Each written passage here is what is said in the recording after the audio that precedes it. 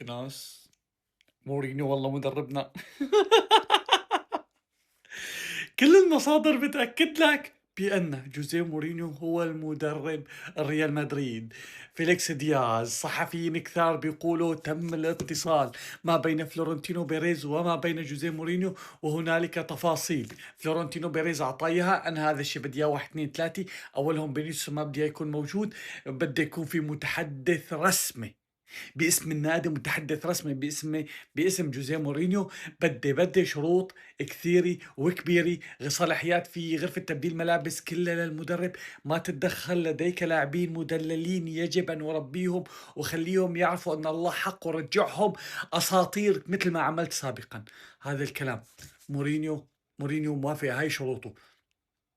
فلورنتينو بيريز مرد له خبر، فصل لنا الخط. طيب وبعدين لن يدرب أحد ريال مدريد غير جوزيه مورينيو. تيك تاك.